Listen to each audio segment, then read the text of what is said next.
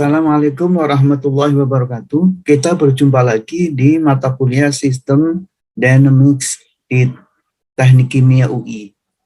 Kali ini kita akan melanjutkan bab 2, yakni tentang tahapan pemodelan sistem dinamik, bagian terakhir yakni tentang latihan. Mungkin nanti ada 2 latihan melakukan pemodelan, dan kita selesaikan tahapannya yang ada 6.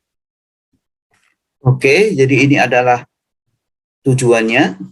Nah, kita akan melakukan pelatihan atau latihan pemodelan. Ada 2 nanti yang akan kita latih. Yang pertama adalah tentang landfill. Ya, yakni di suatu kota namanya Boas, Idaho, Dewan Kota ingin membuat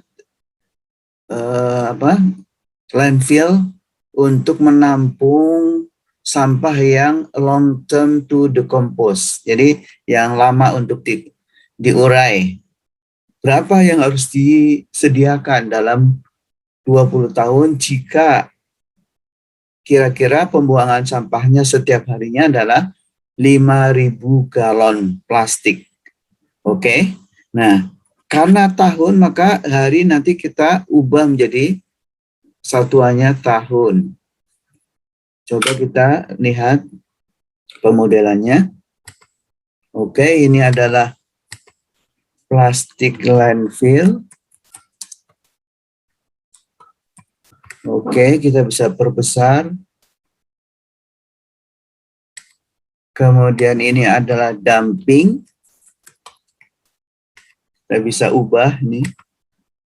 Tadinya tentu 0, masih kosong. Kemudian dumpingnya tadi 5.000 galon per hari. Jadi ini ya. Kemudian kita grafikan. Kita bisa klik ini ya. Kemudian satuannya adalah tahun. Satuannya tahun selama 20 tahun. Jadi kita ubah ke 20 tahun. Dan kita tes. Nah, jadi yang harus disediakan adalah 274 galon paling tidak ya. Itu untuk contoh yang pertama. Contoh yang kedua adalah fir trees. Jadi ada hutan, dia 5 juta fir trees totalnya. Kemudian ditebang oleh perusahaan 100.000 per tahun. Oleh karena itu, grup lingkungan berusaha untuk mencegah hutan itu rusak. Akhirnya melakukan penanaman kembali sebesar 5.000 per tahun. Nah, dalam 30 tahun seperti apa? Mari kita lihat. Oke, new.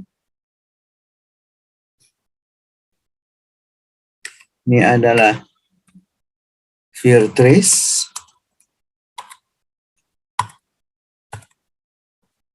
Kemudian ini planting, penanaman, dan harvesting.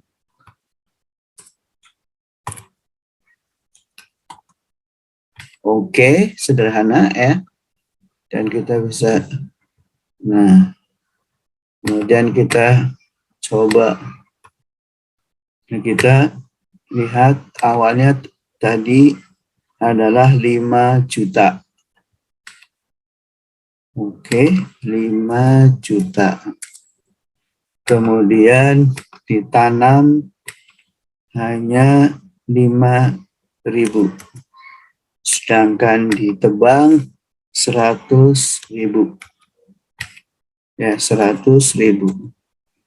Maka fir trees-nya dalam waktu 30 tahun, ya ini tahun, sebesar nih, dia turun ya. Jadi dia turun sampai ke 2,15 juta. Jadi ini terkait dengan latihan, yang lainnya bisa dikerjakan sendiri.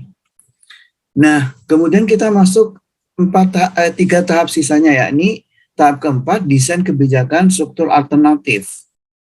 Jadi kita mengidentifikasi alternatif kebijakan untuk diuji. Kemudian kita tes simulasinya untuk menentukan yang paling baik. Nah, itu. Nah, bagaimana kita melakukan alternatif itu? Mungkin dari alternatif itu berasal dari pengetahuan intuisi yang dihasilkan selama melakukan ketiga tahapan sebelumnya, pengalaman para analis, usulan-usulan yang diajukan oleh orang-orang yang ada di sistem operasi, atau dengan melakukan pengujian otomatis yang mendalam dari perubahan-perubahan parameter. Sebagai tambahan, perilaku alternatif yang terbaik sering berasal dari perubahan struktur. Kemudian yang kelima adalah didik dan debat. Lah, maksudnya adalah bahwa kita harus bekerja ke arah sebuah konsensus implementasi. Dan tantangan yang paling besar adalah kemampuan kepemimpinan dan koordinasi. Mungkin masih ada ketidaksenangan, resistensi dari proyek ini. Kemudian karena itu kita perlu adanya training, sosialisasi, di situ ada perdebatan, sehingga mendapatkan yang terbaik. Nah, setelah itu kita melakukan implementasi dari kebijakan yang baru. Nah, apabila model yang dihasilkan relevan dan persuasif, dan apabila edukasi pada tahap 5 cukup sukses, maka tahap 6 akan berlalu dengan mulus. Jadi ini tahapan terakhir, yakni implementasi. Kesimpulannya adalah bahwa contoh-contoh sederhana dari dunia nyata membantu untuk kita memahami sistem dynamics. 3 tahapan akhir yang penting adalah mendesain kebijakan alternatif atau skenario, sosialisasi kebijakan baru, dan implementasi kebijakan baru. Inilah semua tahapan pemodelan sistem dinamik. Mudah-mudahan berguna bagi kita semua, dan saya akhiri. Assalamualaikum warahmatullahi wabarakatuh.